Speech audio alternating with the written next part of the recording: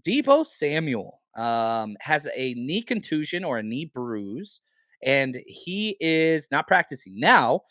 Week one is not in question, is what was said. That was what was put out there. They are not concerned about week one. He's got 13 days, knee bruise, one of those things that players play through a lot, but there's no need to with 13 days. Let him rest. Is this a good thing? God, no. He needs time to be back. There's no doubt about it. He needs time to be back and work on chemistry with Trey. But you might have to just manufacture some touches early for him. That's all there is to it. Some screens, some jet sweeps, some touches out of the backfield, some simple things early until you can get that going. Oh, Coach Cruz, you coming through on me. Jimmy to the Giants. Now, I thought this was huge. I was watching this game live. Tyrod Taylor, who is one of the best and highest priced paid backups in the NFL, got injured today. He went down. Let me look up real quick what his salary is. But the Giants have quarterback issues. There's no doubt about it. Danny Dimes is terrible. He is not a good quarterback, but they paid decent amount, a 2-year, $11 million contract to Tyrod Taylor to bring him in.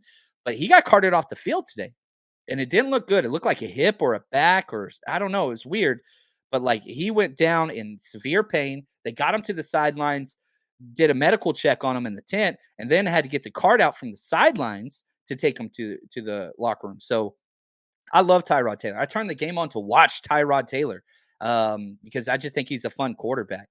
So now that he's down, I do think that this, I don't know, I don't want to say like makes the trade more likely or anything like that. Because again, let me see where the Giants are. Golly, man. Yeah, Giants are how in the world? The Giants are 31st in cap space. Their team sucks. How in the world are they 31st in cap space? That doesn't make any sense. They suck. So that's a problem. So the trade to the Giants, all right, cool. They have $365,000 cap space. So if you do trade for Jimmy G, they would basically the Niners would have to take a huge chunk. They'd have to sign almost an extension to like move the money around. I don't know, man. I think the fit football wise, depth chart wise makes sense, Coach Cruz. But I don't know salary cap wise. They're 31st.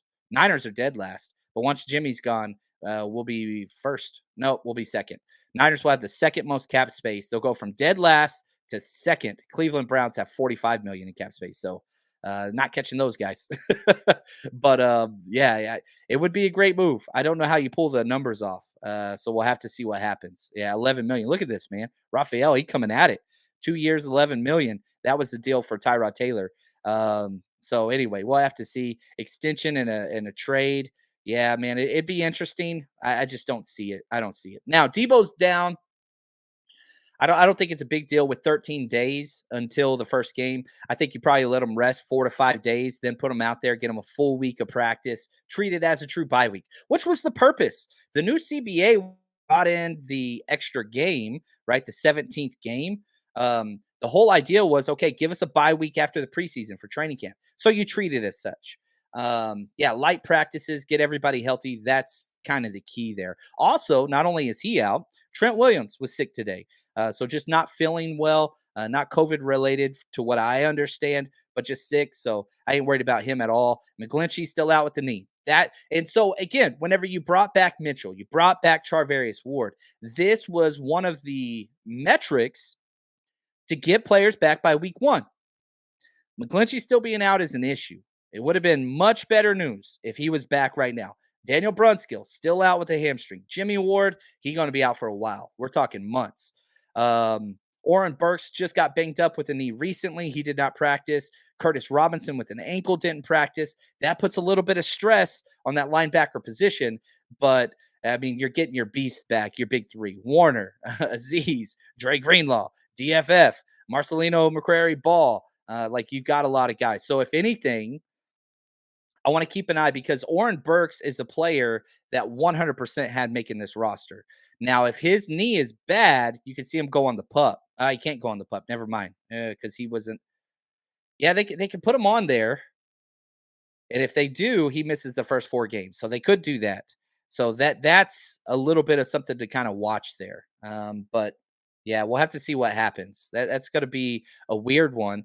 And sorry, I misspoke on top of myself. You can't put him on the pup because he wasn't on it originally. Oren Burks would have to make the 53, then go on short term IR, just like Jimmy Ward would to miss those 4 games. But he still counts against a roster spot. So if Oren Burks' knee is that bad, which I have no clue, that means you've Marcelino Ball, Seguin Olabi, Curtis Robinson, who's hurt as well. One of those guys will get brought back from a practice squad and elevated to the active roster. So we're gonna have to kind of see what that looks like. And then Akeem Spence, he's out with the concussion. So a lot of guys, but the sad thing for Spence is I do not have him making this roster. So he's on the outside looking in, even and his concussion doesn't help. Makes it worse.